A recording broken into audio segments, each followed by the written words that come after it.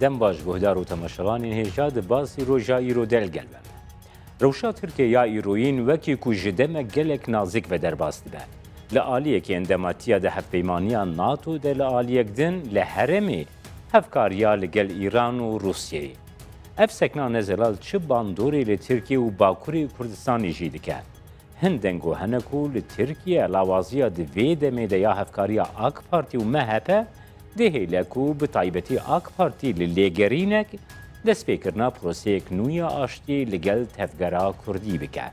Her wiha aloziya ku herêmê bi taybetî di rewşa Sûriyê de tê jiyandin dikare çi bandorê rastiya Kurd Kurdistanê bike. Van mişaran li gel mêvanê basî rojê îro stûdiya me ya navendî Serokê Giştî Partiya Sosyalîst a Kurdistanê PSK Mesûd Tek em dê bigirin dest. Silav kek Mesûd di nav hefteyê de hevdîtina we li gel Serok Barzanî li dar ket. Serok Barzanî di hevdîtina we de amêdeyiya xwe ji bo çareseriya pirsa Kurd li Bakur bi rêyên aştiyane destnîşan kir. Gelo Serok Barzanî dikarî di pêvajoyek wiha de çi bike rolawî çi be ger tu ronî bikeşmere. Xwedê li ser hevdîtina pêşekî gelek memnûn davet kiriye zatime pîrî baweriya xwe pêşkêşî we bikim. Lê ya rastî di hevdîtina me gel Serokê Pêşiya Herêmê Kurdistan Kak Mesûd Barzanî xalekî proseya aştî li Tirkiye nebû. Lêvelê tiştekî tabî ye ku her Kurd ku du Kurd bêne ve baxsa meseleyê Kurd û Kurdistanê bikin.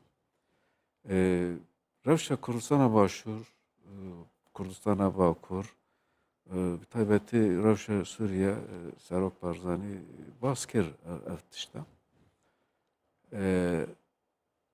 Ne vêcarî û gelek caran Serok Herêmê Kurdistan ragiyandiye ku em alîgirî çareserkirina pirsa Kurd bi rêka diyalogu û aştiyane ne. Eger di vê proseyê de erkekê bikeve ser milê me em ê bêguman encam bidin.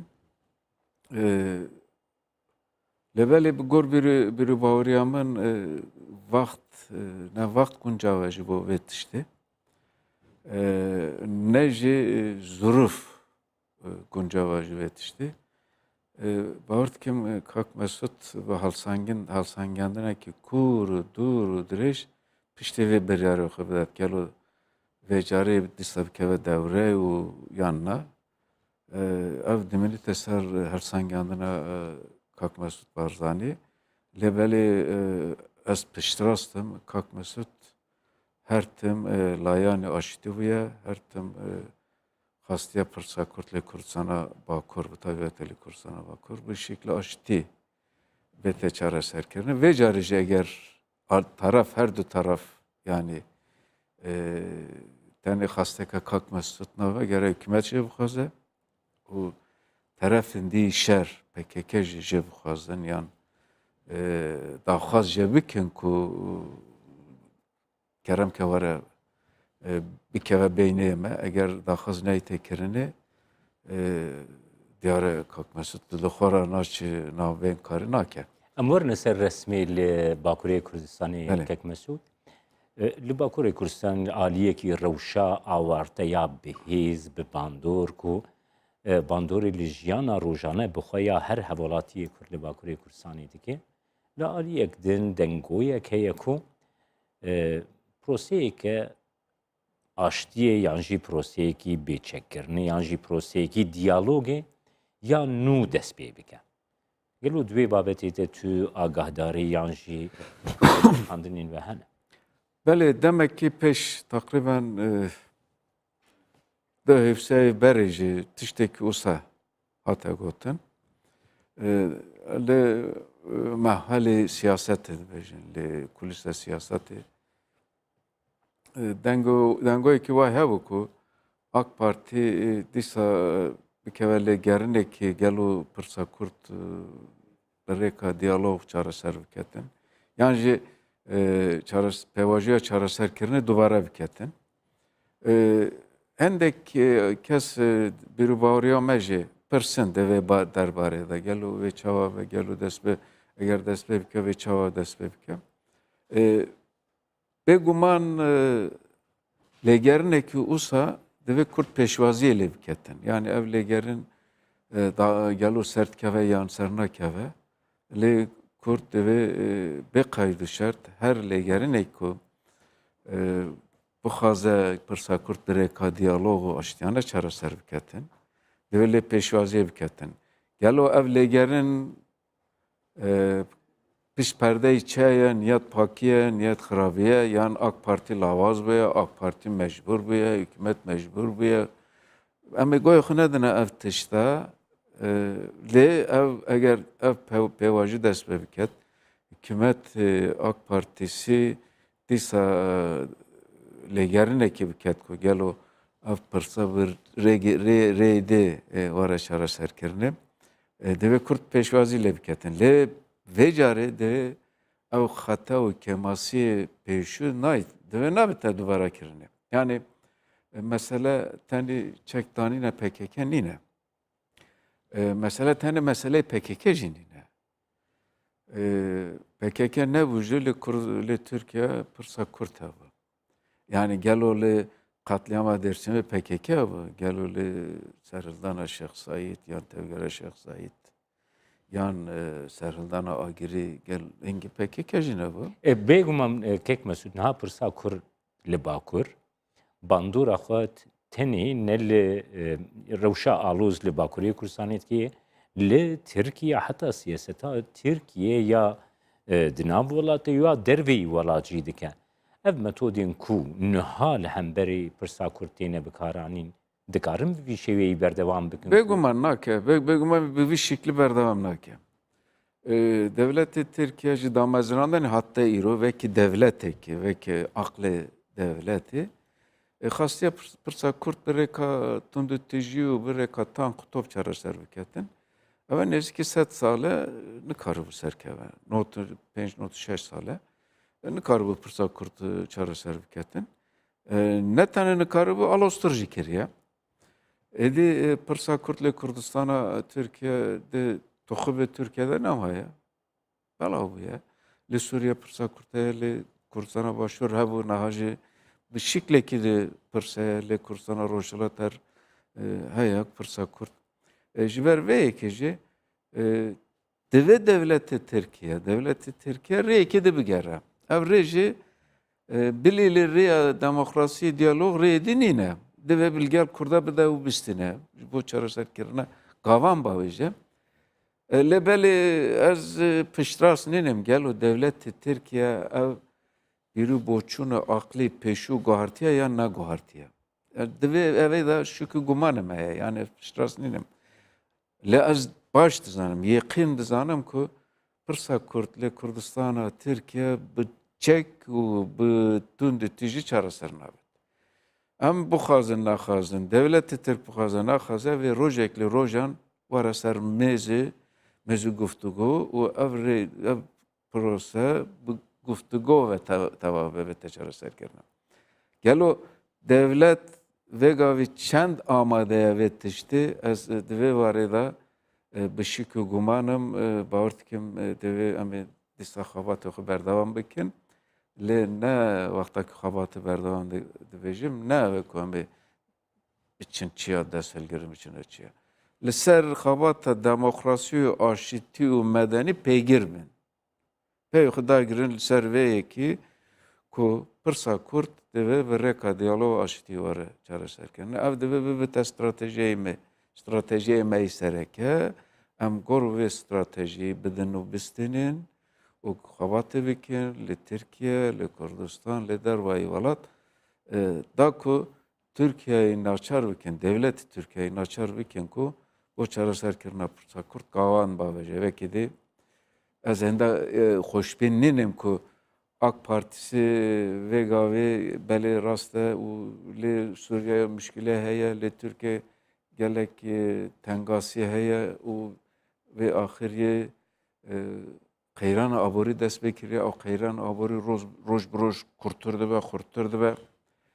Le AK Partisi bu gor bir bavriyamın hiç de ne geçtiye ve merhale ku gelo em biçin ve cari berastili gel kurda bidin u bisteyin. Hilbijartinin 2019 han Beli, nêzik bin ve Mesut ev gava jî ku noz. pêvajoyekê hilbijartinan dest pê dike li dîroka Tirkiyeyê herdem wisa bûye hin babetên ku ned rojevê de ne jî tên rojevê. Beli. Le ev ku ev tiştek az nadı bejim ev le rastiye îro sibeli çavadı be. Ne zanın. Le tiştek az em dizanunu dibinin بخو اردوان جی بخو دویجه از هفتانه را پرسید کم انکت açet kim. Ev anket ku encama anketi, netice anketi nişandı da ku dengi AK Partisi beyni çığlu çılise da çate. Sedu da çığlu çılise. Tevlî hevkariya me hev. Tevli evkariya MHP. Dizane ev terênake.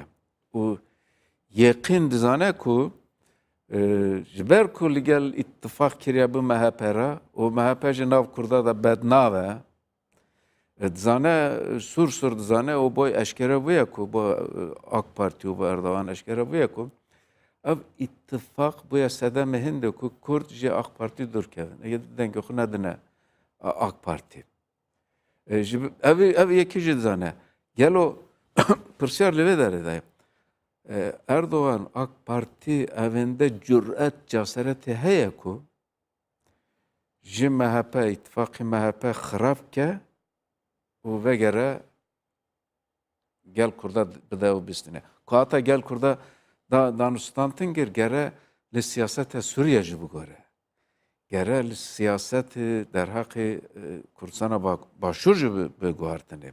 Ne tenê Kurdistana bakur. Siyaseti xwe derbarê hemî Kurdistan'a da biteguartin. Ca divê evê de em bû gumanim ji ber evê ku Sekna we veka Partiyên Kurdistanî çi ye kek Mesut niha ew hilbijartinên 2019 han bûne babetek serekeli. Tirkiye heta li Bakurê Kurdistanê jî wekî ev bloka Kurdistanî ku we a danî û wekî PSK jî. Amadeyiyên we ji bo hilbijartinê jine. Belê ev bloka me gelek date baskirin û li ser gelek tişta date gotinê. Me teqrîben ev sê mehem li ser vê blokê dixebtin. Îja hindekî navê de datînin blok, hindekî bi navê de datînin. Bi her hal armanc ev ye ku li her ser hilbijartinê da. Yani em destnîşan bikin ku divê blokê de Partiya Sosyalîstî Kurdistanê, Partiya Demokrata Kurdistanî Bakurê, Partiya Azadiya Kurdistanî PAK, Partiya Demokrata Kurdistan, Partiya Demokrata Kurdistanî Türkiye û Hak var. û Hak. Belê. Hewl heye û teqrîben bername jî heye û teqrîben dikarim bêjim protokol jî heye yani şîklî xebat û prensîbên xebat jî hene. Evê maye biryarê dawî li organên qerardat ku karar destêwandin bene dayîn. Ez êvî darim nemînî te nîve rastî Gulanê meha Gulanê. Hingî eşkere dibe em vê dest bi karê xwe bikin. Armanca bêguman pirsgirêk heye. Yani yek li ev pirsgirêka gelo peywendiyê me bi gel HDP vê çawa be. Yani HDP em vekî blok biçin li gel HDP bidin û bistînin yan HDP jî bêt beşdarê vê tişta bide pirsgirêk e. Em heşta li ser vê evê de sax nabûne. Yani em negeştine biryarê qatî. û hindek pirsyarê dî hene lê ewana ev pirsyara bi gor bîrûbariyan tê çareserkirine. Pirsgirêka peywendê bi HDP jî tê çareserkirin. Ev jî pirsgirêkî wisa ev nîne ku mer dikare bi blok biçit gel evê davênişe. Ji ber yekekli xalê protokolê me gotiye ku her partiyekî demokrat û Kurdistanî û welatperver ku vê bernameyê qabûl bike em hazirin bi wan re kar û xebatê bikin. Demîne ser HDP gelo HDP çixas ev bernameyi ku me amade kiriye pesent dike gel eme dadin işe ev dimini te servana lê ev mesajê ku ev peyamê ku ji alî ev Kurdên ku nav HDP de didin peyamekî mesajekî neyînî ne. Yani baksa ittifak bu Partiyên Kurdistanê dikin, baksa ittifaka netewî demokratik dikin, ji master baksa kongreyê netewî dikin. Li belê aynı vaxta dibînî alî dî baksa ittifak li gel Sosyal Demokratên Türk dike, li gel aliyên Türk dike. Ev jî piçekî wisa xuya ku HDP hevalên me HDP heşta ev nebûne. Zelal nebûne. Ne zelal nebûne. Kek Mesut Alûziya ku li Sûriyeyê niha têjiyandin û bûye rojava cîhanî bixwe. Belê. Bêguman pirsa Rojavayê Kurdistanê di vê rewşa Sûriyeyê de babetekî gelekî giring e. Türkiye xwe bi şeklekî xistiye nav van aloziyên di Sûriyeyê de gelo tesîra vê yekê li rewşa pirsa Kurd li Bakurê Kurdistanê çawa dike. Bêguman tesirê wî gelek neyîniye vê gavî gelek neyîne. Şixa eger tê bîra te meseleyê Kobanî jî wa bûye. Yani Kobanî bawer dikim noktayê ji hev ve qetandinê bû ew helbesta AK Parti beramber bi Kobanî ku ew li gotibû Erdogan gotibû Kobanî îro wê bikeve yan sibe bikeve. Kobanî çi ye? Tiştekî wisa ku ev di nava Kurdê Bakur da wê cî nîgeranî û cî neraziyê siyaseta ku devletê Tirkiye girtiye ber derheqê Kurdistana Rojava îro ve her vekî biltena K24 da ji hebû dixwaze demografî bigore. Dixwaze li vê der paktavî Kurdî pêk bîne. Yani Kurd ji vê derê derxe şunavî ji Duma û ji Guta û yan ji Helebê ew nebîne li vê derê civê jî bike û nahêle Afrînî xelkê Afrînî ku ji ber şer û êrişê dewletê Tirkiye revî bûn çûbûne niha perîşanin penahandene li çolê nahêle wana vegerine li ser malê xwe li ser halê xwe pêşiyê wan digire. Bi hincetê cida hene ji bo hineka dibêje tu alîkarî peyede kiriye terorîstê. Kavra mamosta bûye, kavra karmend bûye, doktor bûye. Li vaxta Saddam ji vaxta rejim jî mamosta bûye û devranê HDP YPG jî mamosta bûye. Evî vekî piştgirî bi terorîstê nîşan dide. Nahêle wana bine ser. Kek Mesud her wiha di raya giştî de dîtinek heye tê gotin ku nêzîkahiya Tirkiyeyê li gel Moskow û Tehranê yek ji sedemê wê sereke ew e ku ev her du yani ev cepha statûko Parîz ya yani cepha statûko Parîz ya a herêmê ye ji ber wê yekê Tirkiyeyê nêzîkahiya xwe zêdetir li gel wan dibîne.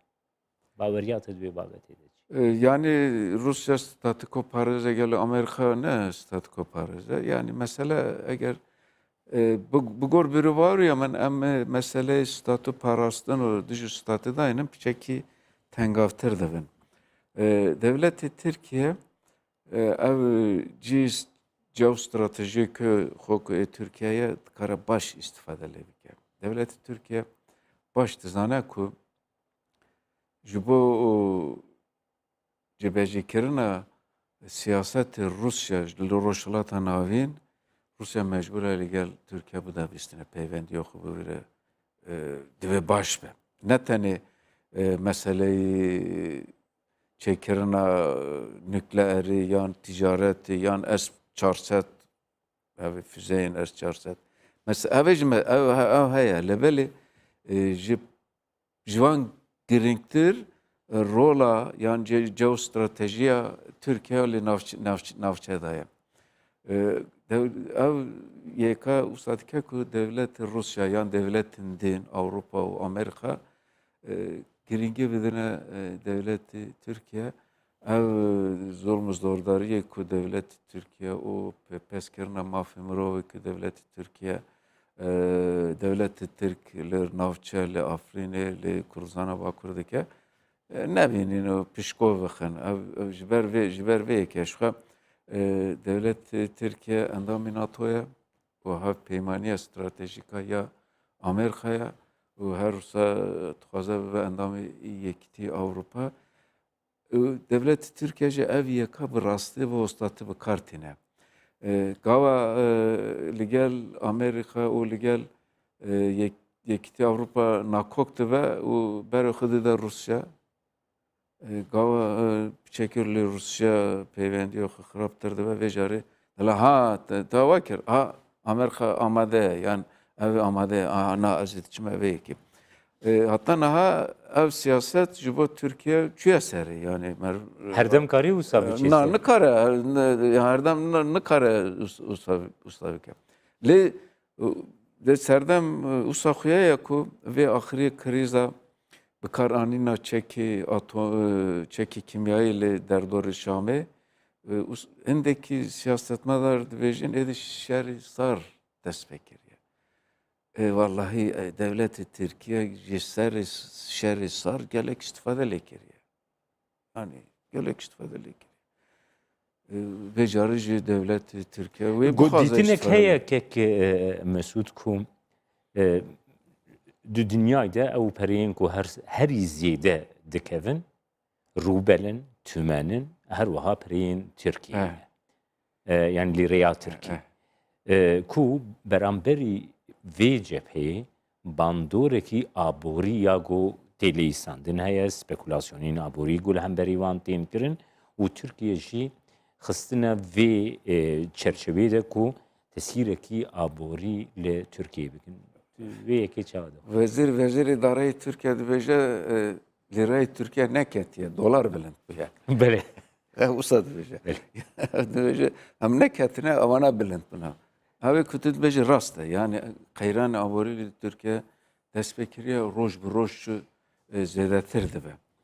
Lê mesele ev ye ku karbî destên Tirkiye û devletên Tirkiye vê qeyranê çawa dixwîne û bo çareserkirina vê qeyranê çi bernameyê heye.